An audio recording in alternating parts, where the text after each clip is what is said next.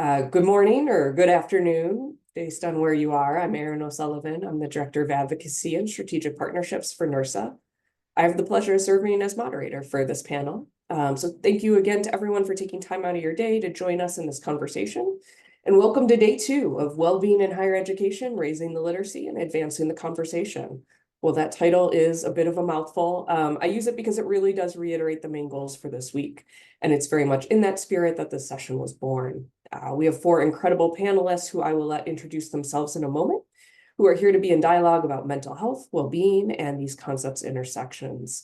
We know that on our campuses and really in our broader society, these terms are often used interchangeably, and we want to unpack that a bit. We also want to discuss some practical terms of what this can look like on our campuses. As we go, please use the Q&A feature. The chat can get a little crowded at times. Please use the chat to talk with each other and make connections, but use the Q&A feature to put in any questions you have for the panelists, and we'll try to get to as many as possible. So since we only have 50 minutes together, let's dive into some very complex subject matter. Let's turn to our panelists. I'll ask them to introduce themselves and also give a brief overview of the trajectory that took them to this point so you can understand the perspectives they're bringing to today's conversation. Joyce, I'll start with you. Okay, thank you, Erin, and hello, everyone. I am a psychologist by training with over 25 years of clinical experience. My current position is Assistant Vice President for Student Affairs, and my portfolio includes health and well-being offices and services. So that includes counseling and psychological services, student health services, the Office of Health Promotion, and campus recreation. Also nestled under there includes violence prevention services, sexual violence prevention services, and a little bit of a twist, band. So at any rate, that's a little bit about my portfolio and my experiences. And like I said, I took on this current position a couple of years ago, 3 years ago, and that was a very, very deliberate, thoughtful decision for me to make in terms of applying for this position, because I wanted to move out of the clinical space and to see things a little bit more broadly on campus. And it has provided that sort of lens. So I'm looking forward to this conversation today. Thank you. Good morning, everyone. My name's Kirk Dewar. I serve as the Associate Vice Chancellor for Health and Wellbeing here at Washington University in St. Louis. WashU, as we're more colloquially known. My portfolio includes the Counseling Center, student health, our relationship and sexual violence prevention, a group we call WashU Cares that is kind of our case management group, disability resources, and a few other sub-offices. Health promotion being one of the, at least to me, the most important one, and we'll kind of be talking about some of those things here today. My history and background is I am a clinical psychologist by training, came through the Counseling Center, but was a faculty member for a number of years. And I sort of inadvertently backed into this position almost 12 years ago because I didn't want anybody between me and my then vice president, and was quickly educated about some of the things that this role in this area would be moving towards. And I've been lucky to have great colleagues like some of them on the screen and some of you harassing me in the background through text to be able to guide and educate me about exactly how to be able to do some of these roles. So hopefully I'll bring something that will be helpful to our discussion today. Good morning, good afternoon, everyone. My name is Holly Chessman, and I am the Director of Practice and Research at the American Council on Education in Washington, D.C. We are a president member association and are also the higher ed convener of all higher ed associations, including NASPA, NERSA, and other such organizations. My role at ACE is to build out a portfolio of work for college and university leaders about what student mental health and well-being. I'm dropping into the chat where you can see some of our resources. They're all open and they're all available and they're all free to download and utilize in your own work. I came into this role basically after spending 17 years in student affairs. I know there's probably a lot of student affairs folks on this call. I spent 17 years 10 years in housing and 7 years in campus activities, and did my dissertation on the well-being of student affairs professionals. So I bring an interesting perspective working on student mental health and college mental health, as well as the professionals new student affairs professional well-being for student affairs professionals, which is a huge and important topic right now. So looking forward to speaking with you all today. And good afternoon, everyone. My name is Dr. Zainab Okolo. I am the Senior Vice President for Policy Advocacy and Government Relations at the JED Foundation. JED is an advocacy org, a national advocacy org focused on well-being and suicide prevention of our nation's youth. My background is also one that is clinical, as I am a licensed marriage and family therapist, trauma-informed for the past 14 years. And so, yes, I started when I was, I don't know, 3 years old. And what pivoted me into the policy work was discovering about a decade ago, while I was working on a college campus as an academic advising director, that there just weren't a lot of policies in place to help support college students specifically, either on or off campus, because of the work that stigma had done over the last 5 decades to interrupt the conversations that we are now having nationally. So really excited to join this esteemed panel this afternoon to really drill down into how we're thinking about mental health, how we're thinking about policy and advocacy. And like my colleague, I will drop into the chat just a link to some of the JED resources, campus resources that we make available to youth on and off campus, and that we engage with the institutions that we serve through our impact framework. Thank you. Wonderful. Thank you all for lending your time and clearly deep expertise to this conversation, and also your willingness to be in dialogue about such complex and dynamic work. This is, of course, less about sharing the answer and more about asking good questions and helping folks increasingly collectively be rowing in a shared direction, so to speak. So with that kind of nebulous stage set, let's start with actually a grounding question. And so that's to re-acknowledge that mental health and well-being are frequently used interchangeably, both in higher ed and more largely in society. Why is it important for folks to understand them as distinct? I think one of the reasons that it's important, I think our work at ACE focuses on mental health and well-being purposefully, because they are interconnected and they do intersect while they are distinct. And so to sort of talk a little bit about, sort of get in the weeds on some of this, is that, well-being itself as a concept is from my study on student affairs, is founded in positive psychology, and it's about studying what's right with people instead of what's wrong with people. And so there's two camps. There's the subjective and the eudaimonomic well-being. One subjective is like, how do you feel? Are you satisfied? Then eudaimonomic is more about a life well lived, flourishing, languishing, and that sort of a thing. All of these things can be influenced by mental health, whether or not you're flourishing or languishing on your campus, or flourishing or languishing as a student. Mental health actually is more pertains to brain health and emotional stability, and it is influenced by well-being. And so they while connected, they are distinct in that sense. One of the things that someone with low mental health can have positive well-being, and someone with high well-being can have low mental health. And so sometimes it's also important to know that well-being and positive mental health can sometimes conflict.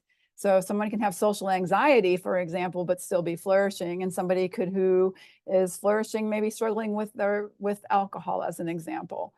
So keeping in mind, it's well-being is also not as static, and it can change. It's not like you reach the achievement of having well-being and that is the end all be all. It's not an achievement unlocked. It's something that we have to strive to continuously work on together and to work on as an individual. And our systems and structures on our campus need to be designed to help support well-being as individuals.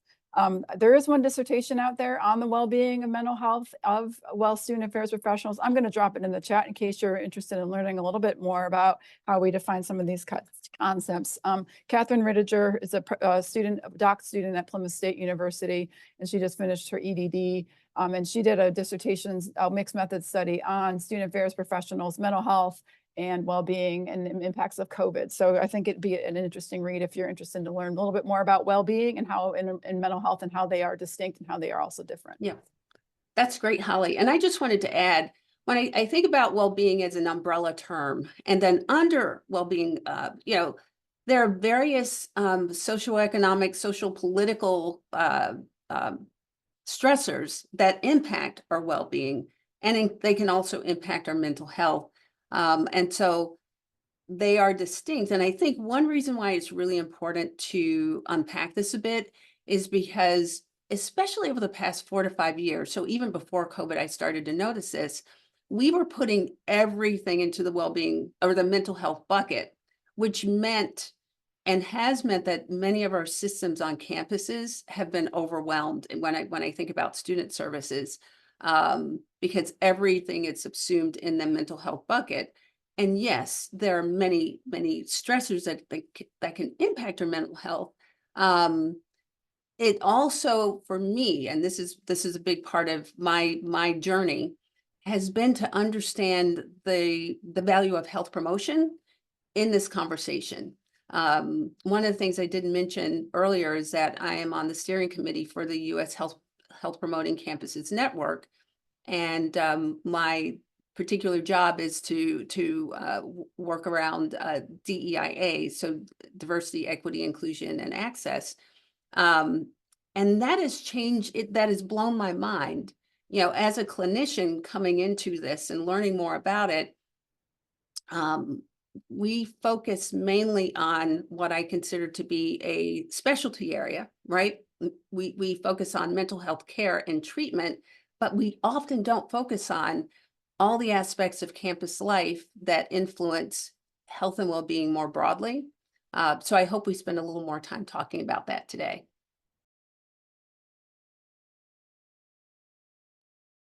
One of the other pieces that I just maybe tack on here at the end of this question is the association that we have with the way that our context often informs some of the work in mental health and well-being in particular. And what I mean by that is at an institution of higher education, learning occurs through the process of developing some stress and strain on how you're engaging material, the depth you're going into it. And that can obviously have some negative impacts on mental health and also cause some difficulty in individuals being able to flourish. And so part of that contextual piece that we always have to keep in mind as we are looking to be able to do this work is to what degree do we have assistance, buy-in, collaboration, cooperation from the system as a whole. Systems and settings work, obviously key, but the system as a whole at an institution that puts faculty, puts this issue on the radar of faculty, parents, and students. Those constituents are going to be fully entrenched in maintaining the status quo towards particular directions as we try and change some of the things that we're doing to be able to lend itself better to both better mental health and to some flourishing direction that we'd like to go. One thing I've really heard in all of your answers is that it's easy and often necessary to focus on the individual, especially when it comes to mental health. And individual work is important, but so is policy work, as Kirk was mentioning. And so what does policy work look like in this space? What big and maybe also some small scale systems and settings changes could folks start to consider on their campuses to make an impact? Help us see that more concretely. Yeah, I'm happy to start that off. So first of all, as I mentioned earlier, stigma really did a fantastic work. If we can get the PR person and the strategist around the stigma for mental health to now come on the side of moving mental health forward, we would be a lot further faster. So the interruption of us really having these larger conversations directly influenced how policy showed up in support of mental health. And without us having these larger conversations around how we're defining well-being from a holistic standpoint, or the impact of well-being, thereby it being mental health and how it shows up in your body and within your psyche, mental health, there wasn't a lot of space for us to have larger policy conversations, which policy essentially what it's hoping to do, what it's meant to do, is bring to scale necessary resources that we have agreed upon societally is important for our functioning. With the exacerbation of mental health challenges during the pandemic and us going through what I've been coining kind of a collective trauma, we now see how sensitive we are to how our systems respond to our needs. So it would have been even more of a travesty than what it already was, is if if we turned a blind eye to just how the pandemic impacted us as adults, how it impacted our youth, the timing of it all, the switching of education from it being a way to engage and develop in society to being a complete at-home online process. And those functions had to come into play, and those questions had to come into play for us to really have an idea of what policies are necessary. So now what I'm seeing policy really be able to do is really start the conversation. What do we need broadly in order to ensure that we never get back into a dark age of not having a simple conversation around how our mental health affects how we engage in society? And I think the first step of that is by uplifting the ways in which we scale resources. So a lot of the conversation, at least in higher education, even while I served as an academic director, was what is the role of higher ed in meeting the need of its students and meeting the need of counseling services for students that needed it. And a couple of years ago, there was already a big gap in making sure that students received the resources that they requested, which was only further exacerbated when we took off the lid around folks actually reaching out for the help that they need.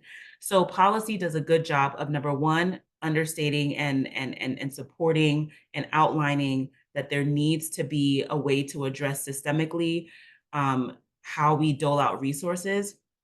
And number two, ensuring that those resources are equitably accessed.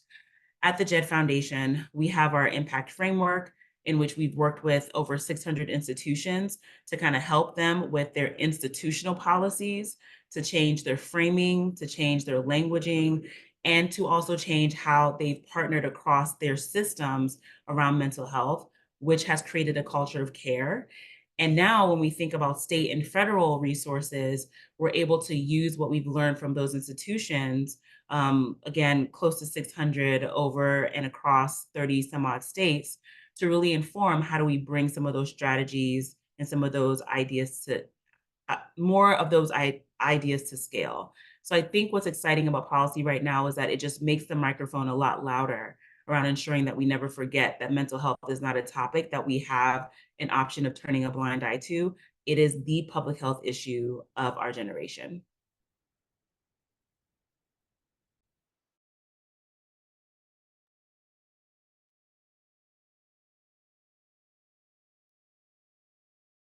The thing that's interesting is policy is really so important.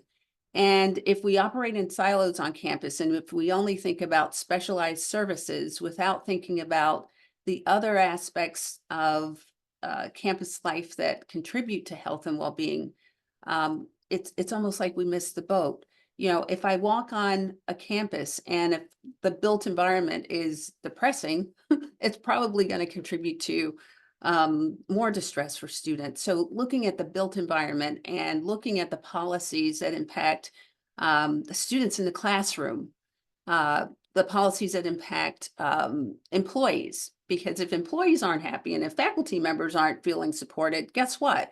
That impacts student mental health and well-being too. So we're all in this boat together. But thinking about all of the aspects of the environment, the systems and the settings that are in place, and how do they support, or how are they creating barriers?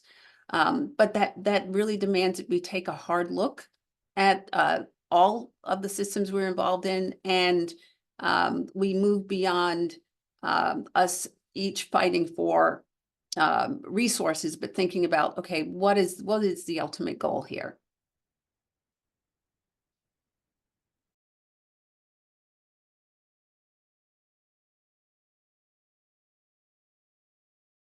And in some of that, I'm hearing a little bit about all the layers of nuance that live in this conversation that is hard to access when we're bombarded by headlines all the time, right? So there are lots of headlines inside and outside our campus about the mental health crisis. And of course, headlines by nature leave out nuance. So you've started to name some of them already. I'm wondering, what other nuances do you wish that such headlines could capture? Do you wish could be part of the broader common understanding around this conversation. One of the things that I think sometimes gets lost in some of those articles that are headline and click grabbing is the understanding of how this is going to be ameliorated or at least approximated. Because there's often this focus on how many mental health providers, what kind of therapy resources, all of those things that are sort of more of an absence of more of a comprehensive approach to how we're going about this. As Joyce and others were saying, if we're looking at the system and the setting and the context of how things are operating, it also has to be the context that is going to have the most curative impact on, or at least helping us move towards better health, better well-being, better mental health, rather than on our campuses, it being the responsibility of the counseling center or even the health and well-being line or some of those kind of things where it gets specifically isolated. Now, I know that again, working with faculty, we get into a place where they're already feeling overwhelmed. And when we're asking them to be able to help collaborate with us and thinking about systems and supportive networks and how things are happening in their purview, sometimes that can feel overwhelming to them. As Joyce pointed out, if their well-being is not in a good place, that could be detrimental and hampering. But at the same time, sometimes what we hear back, I hear this reported among my colleagues, is faculty say to us, well, that's not my job. Well, true, but it doesn't mean that you can't be part of the solution. So as we look at these comprehensive ways of approaching these contexts, one of the nuances that gets lost is some kind of circumscribed area of responsibility rather than the context owning it. And that's why having these, collective impact and Okanagan Charter approaches to things where the responsibility lies on the context to be able to help move things forward in a positive direction empowers us to be able to utilize the thoughtfulness that people that we don't typically think about that could have an impact on well-being could have an impact on well-being. And that can range from how we construct things to forms that we fill out. I mean, you think of all the people that operate behind the scenes that can contribute to well-being in substantial ways, that those nuances about who's responsible for the crisis and who's responsible for solving it often leave out.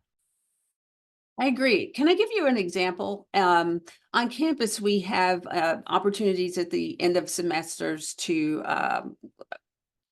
we have midnight breakfasts or late night meals and that sort of thing. And I was on the omelet station this past semester working with other with food service people. So they have faculty and staff paired with food service workers. And this worker doling out an omelet says to a student, how'd your test go today? So they obviously have a relationship with a student.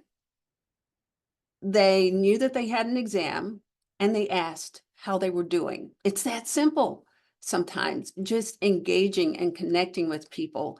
And so you're right, Kurt, this isn't facilities people or human resources folks or faculty members needing to be psychologists or therapists or mental health professionals, but just engage.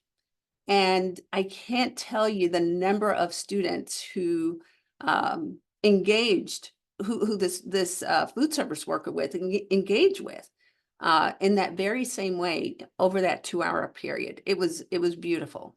So that's just an example. Just to flip back on that, I know others people, sorry, Holly, standing in some of those same kind of lines, I often ask myself, is this really what we should be doing on the night before exams, keeping students up to be able to feed them? So even embedded in the activity itself can create some of the problems. Sorry, I just had to throw that in. Yeah, midnight pancake breakfasts during finals. I always wondered why we did that. But anyway, I think one of the things that that you all bring up, in our role in ACE is to sort of shine a light on some of the things that you all are bringing up to college and university presidents who have the opportunity and whose attention is pulled in several different directions at any given time, and to hold up some of the key issues that are facing our campuses. And through a series of briefs, not too long ago, we did a series on, hey, presidents, this is not just a counseling center issue. And these are the things that you need to be thinking about when you're working with mental health on your campus. It's one of our most downloaded briefs We didn't want to have faculty and staff burnout, and what senior leaders need to be thinking about when they're talking about addressing faculty and staff burnout on their own campuses. We've also done one on evidence-based practice. What are the evidence-based practices that actually work to support student mental health and well-being on campus? What has promising evidence, and what are we doing that has no evidence and we're continuing to do? So some of these briefs were the link that I dropped in the chat is where those things are located. The other thing that I wanted to just mention too is that, you know, investing in this in mental health and the well-being, you know, and appealing to senior leaders, it comes down to talking, you know, the bottom line. And a lot of times we've got a small pot of money that we're trying to allocate to a large amount of issues on our campus. And I think one of the things that helps to make the case for some of our senior leaders around it is to look at the Healthy Minds calculator that they put together that took an econometric formula and actually looks at, like, this is, if you invest this much money in mental health and well-being services on your campus, this is what you can reap in keeping your students enrolled. This is what you can reap by your students' lifetime earnings, because they're staying enrolled and they're not stopping or dropping out. So I'll drop those resources in the chat for folks as well, so that you can use them as you're making the case for your own campuses and well-being on your own campuses. I think the only thing that I'll add to this question is thinking about headlines again, and what's missing when we think about mental health crisis is that, unfortunately, because we haven't been having this conversation and we've desperately needed it for decades and decades, that when we think about mental health, it is then synonymous with crisis. So somebody dropped the great question of, what is the difference between flourishing and mental health, right? First of all, that question proposes the dichotomy that when we're talking about mental health, we're talking in crisis terms, when in reality, flourishing is just your optimal psychological functioning, and mental health is encompassing your entire emotional, socio-emotional adaptation of your experience. And so a lot of it is that every time we see a headline about mental health, it is unfortunately in the form of crisis, kind of like only bad news travels fast. And therefore, with that only being what's guiding us, we don't know if we have mental health. Yes, we all have mental health. And until we get that out messaging across, even to our faculty members that go, this is not my job. Yes, it is part of the work as well. We have a lot of room, a wiggle room to kind of teach on what that means. And I think Holly's resources are fantastic, because what ACE did was highlight that at the crux of the pandemic, the number one issue that college presidents were most concerned about were the mental health states of their campuses. And when we started to drill back into the presidents and what they were most concerned about, it wasn't necessarily their students, because students were indeed suffering. We ended up with an enrollment crisis that we're still kind of digging our way out of.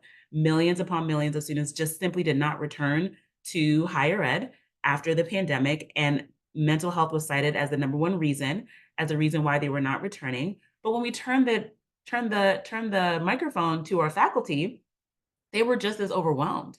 And faculty have a lot more to lose in terms of sharing out that they need help, or that they need support, or that they are not feeling up to par with their work than our students do. And so what stigma has done, again, has interrupted a flow of conversations. It is also on the other side, as we're kind of delving into the research and the promising practice that we have. In addition to gaps in our language, we have gaps in our research, simply because we did not prioritize and we did not fund this work for decades and decades. So we've gone from like a light switch mode when it comes to mental health, from don't talk about it, take care of that amongst your churches, amongst your synagogues, amongst your trusted circles. Don't bring that out here. Almost like if we talk about it outside, we might catch the mental health, to what are the most promising practices and what does research have to say about it when we haven't been investing the way we should. So now we're finally in a space where we can finally invest in ways. It might cost us another 5 years. It might cost us a full decade to fully appreciate, number one, what we went through with the pandemic. Number two, how it actually impacted our generations. And number three, what strategies can actually bring us back to our flourishing factors, but also would allow common folks that are not necessarily centered in the work of mental health, or not directly in work that demands that they know exactly how to assess, to actually know how to assess, because we don't want there to be a time where folks are over diagnosing themselves. So, for example, Human Development 101 teaches us that having symptoms of anxiety, depression, especially when you're going through transitional stages in your life, are completely normal. Does not mean that you are depressed or that that is something that you need medication for. And there are issues and times where you underdiagnose yourself. So when you are finding yourself, or students are finding themselves overly medicating or self-medicating in ways that, unfortunately, again, because of stigma, we romanticize those self medications, whether they were overspending or unsafe sexual behaviors on campus, or overeating or oversleeping. We took that as part of just the college experience. No, we have a student that's suffering, and we lack the assessment to really grab them when they really needed the support. So these kinds of conversations are kind of helping us kind of underscore what's necessary and how we can fill in the gaps that we've created. And hopefully that then translates into how it's talked about in the media, so that, again, everyday folks know how to advocate for themselves and for the resources that they need.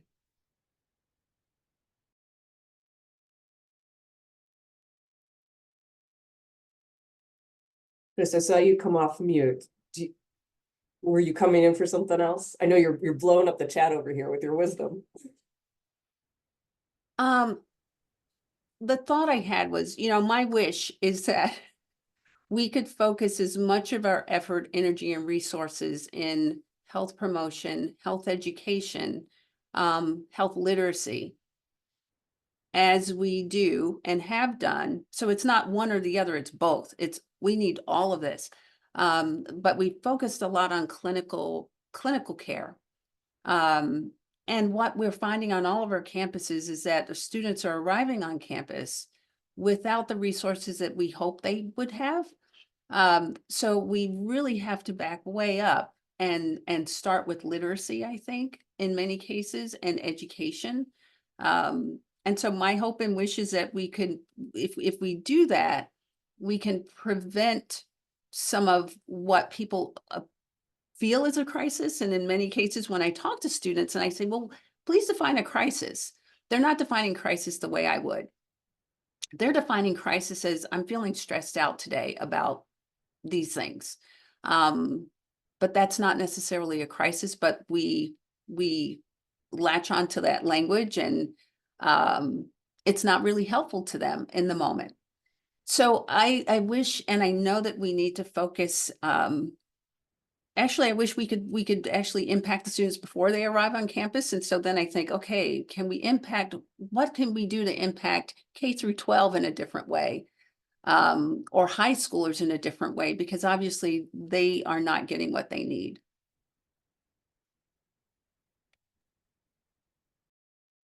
And I love everything you've been hitting on, and a lot of what I'm seeing in the chat too. It comes around to this sort of expectation piece, and this does tie back to funding. I know a lot of the comments have been about funding, so let's reflect on that too. But there's often this expectation, particularly from those outside of campus looking in, but sometimes campuses themselves, that we should just cure mental health. We being campus should just cure mental health and achieve well-being, right? Quote unquote. What is your advice when we have, with the it's very real that there are these stakeholders, and that could be campus leadership, that could be policymakers, that could be donors and funders, that could be parents and students who have this expectation or this feeling and see this as normative. And oftentimes whatever appears to be the cure will be the thing that gets the funding. How do we, who might be in the mighty middle, cope with that?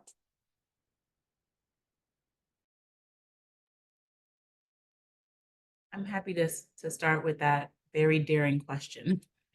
As a person in the mighty middle, I think I'll build on what Dr. Joyce just mentioned. We do need to do the work of ensuring that the students that we are inheriting on our college campuses have the best chance possible at reaching flourishing. And for what the work that I lead, I'm fortunate enough to be a part of the JED Foundation, where we have our JED High School program, where we do just that. We partner with high schools. We work with them. We talk about developmental stages. We try to impact school settings to ensure that teachers that are serving today's youth understand what and how they are being impacted by our current context. I do think, however, that there's been a shift over the last couple of decades with the introduction of things that to us are pretty novice, even if we have been entrenched with this. But personally, when I was going through high school, luckily for me, there was no social media. There was no blue lights. When I was bored on Saturday, I was really bored and I had to figure out what to do with myself. We do not have that generation anymore. And so even the way that we're looking at developmental stages has to be adapted for the generation that we are currently serving. So when we think about what they bring to us as a stressor that we might look at as that is a normative part of your day. Not if your frontal lobe has not fully developed and you have an element that's influencing the way you look at everything, and your source of information is TikTok, and anybody that challenges that is out of the loop or out of the circle and out of the sphere. Some of the work that we've done at JED is we've tried to meet youth where they are. We try to inform them in the mode and in the frameworks that they are most responsive to. And we do the best to ensure that the clinicians and the key stakeholders that are most student facing also understand the language in which they are coming to us. And so I'm saying a little bit of both, and that we have to adapt the way we're thinking about and the way we're talking about mental health. It has to be a key public health issue, but we have to meet the generation that we are serving in the places that they find themselves and in the ways, and validate the ways that they're experiencing global trauma, the way they are experiencing their own existential crises, the way they are experiencing their own development. And this is important because the data tells us that we're having some of these challenges younger and younger and younger. The CDC's data in 22 that still stands today shows that suicide is the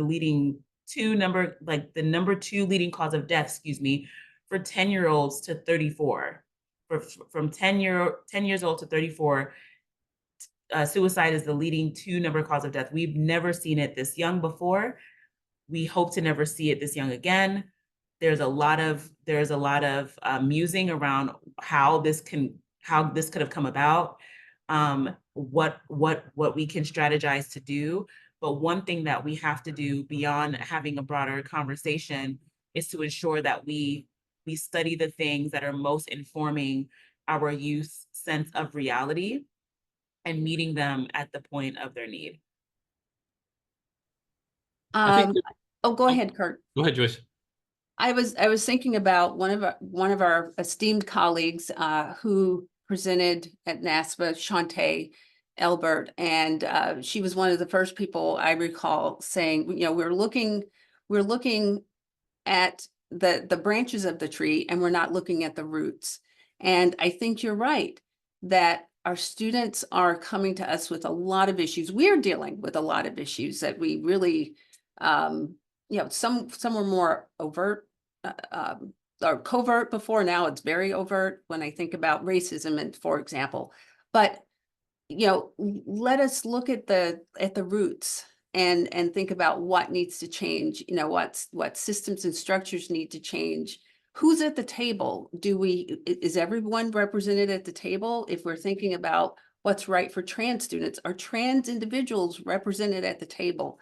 If we're thinking about our various subgroups of students, are their needs being met? We tend to put all students in one bucket, but yet that doesn't help us if we don't disaggregate the data and to think about what does this one student population need versus another.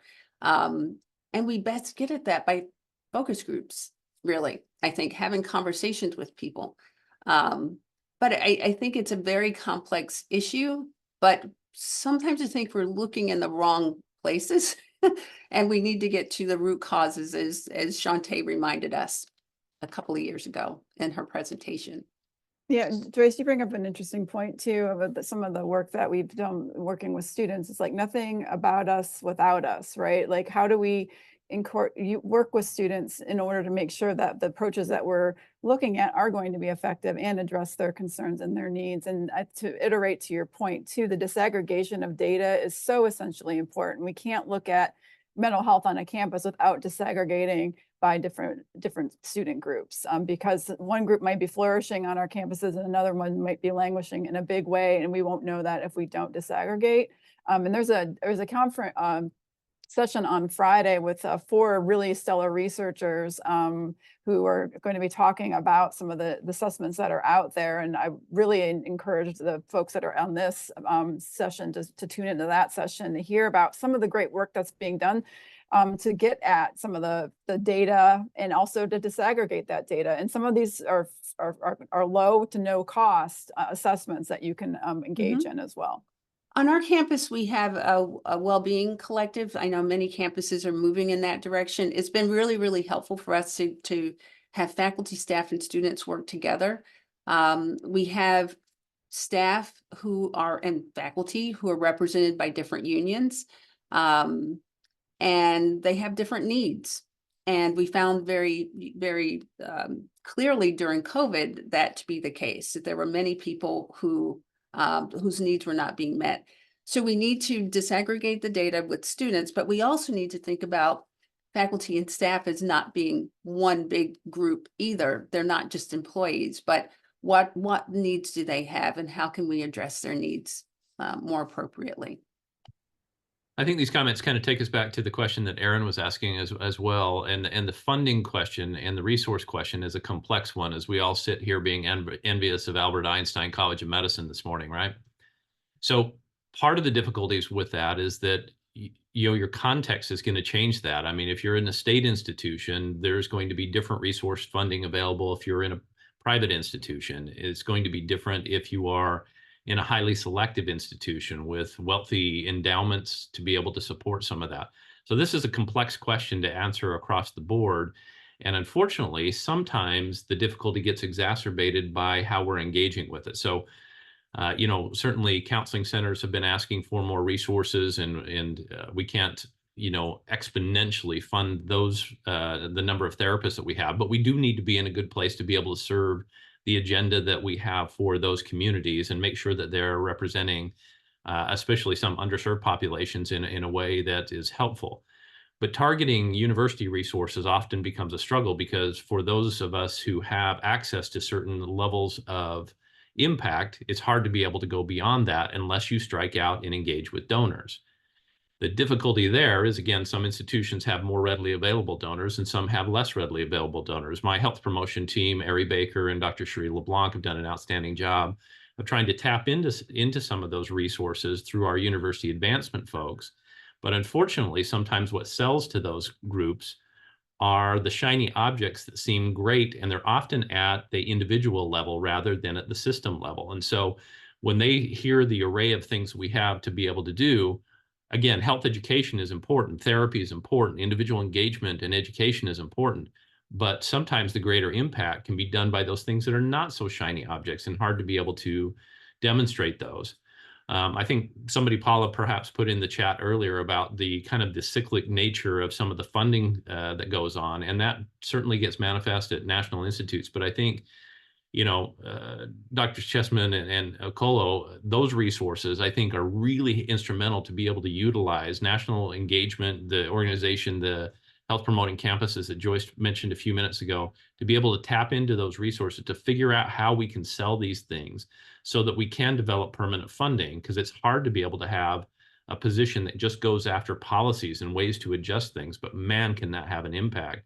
Not so shiny, not so attractive to donors, and hard to be able to sell to boards of trustees.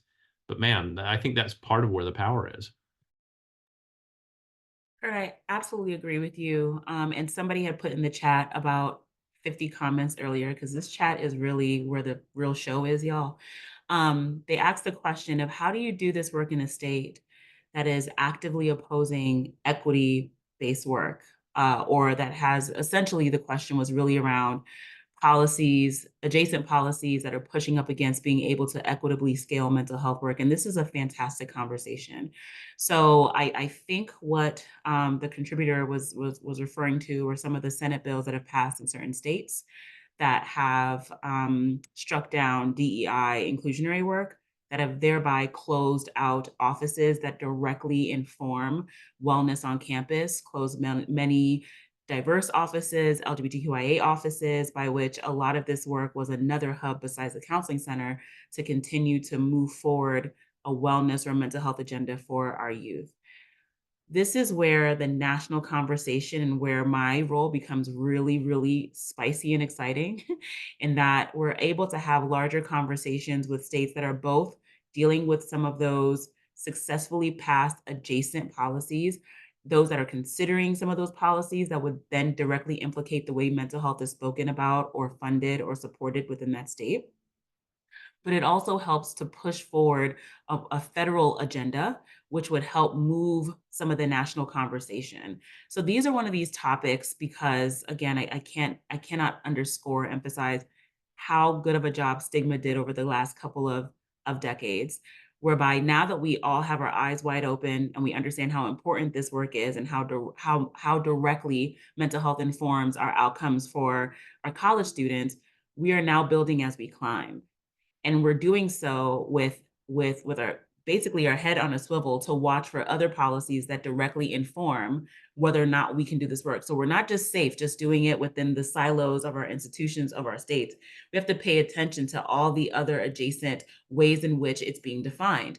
Within some states, mental health is being framed as indoctrination. And so they won't use mental health, they won't use SEL. Well-being is the word of the day.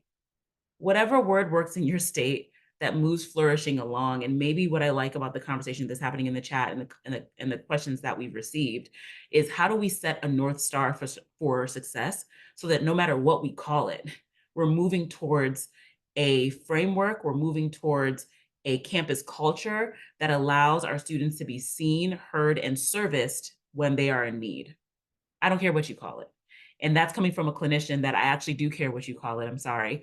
I believe in the DSM. I believe in diagnosis. These things are important. But I'm just talking about when we think about scaling resources and we think about access and equity and justice, we have to move according to what's happening within our state and then still do the work of making sure that we hold our congressmen, our servicemen and women accountable for how those policies are directly impacting our population. Because we're the ones that understand how our students are impacted. We understand how these policies show up on our campus in terms of programming. And we also understand how effective or non-effective some of these strategies and policies actually end up being within our universities. So we have to speak up about it. I absolutely love all of that. And I love this metaphor of looking as we climb. Knowing that we have just 2 minutes left together and so many questions, we could spend another hour together. I want to end on maybe what are some of those leverage points we can latch onto as we climb, and also acknowledge that in the chat, there's been a lot of questions too about involving faculty and staff not traditionally in these roles. Who might also be facing their own kind of burnout or struggles too, and are asked to also lean in to some of these areas. Are there leverage points with those folks or other just concrete things people can look at as first steps as they walk away from this conversation? Maybe I'll just comment briefly. Kevin put something in the chat just now that as we have narratives, I've long maintained that the things that sometimes move institutions particularly are ways that we can frame stuff. And I think being able to watch what's happened with the clinical language we were talking earlier, or maybe over pathologizing, over self-diagnosing, some of the ways that we can address some of those things can talk to, again, leaders of institutions of higher education and talk about, unfortunately, the things that drive a lot of policy, bad PR, lawsuits, donor money. Those are some of the holy triarchy of what drives how we think about stuff at the institution. So if we can speak to some of how what we're doing can overcome that and overcome that in a way that's beneficial for the whole environment, including faculty and staff, including the way that we are turning out students into the world. And again, on the front end, the ways that we are attracting a different mindset in the students that apply to the institution and offering them a respite from what they might otherwise perceive as the drudgery of higher education. Parents will want to be able to bring their students there so we can speak to recruiting, we can speak to bad outcomes, we can speak to well-being in some of these ways, but really try and keep it framed in a positive framework, except for when we're trying to deal with funding to support how we're headed.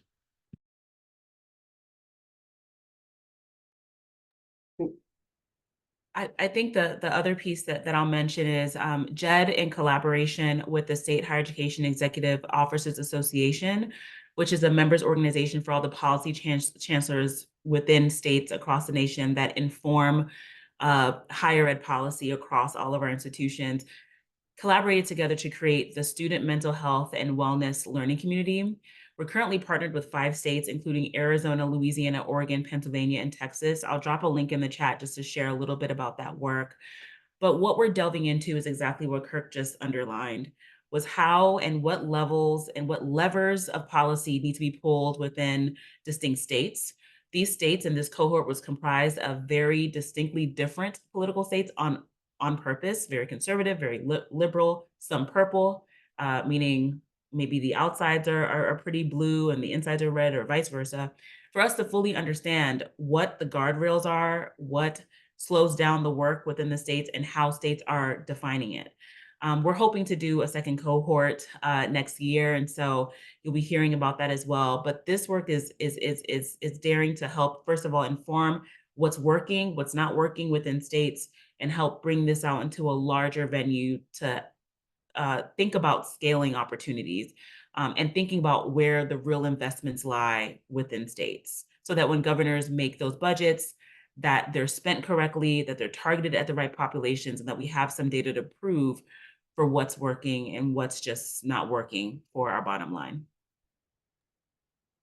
Thank you. Thank you all so much. I wish we were not at time because we could keep going here.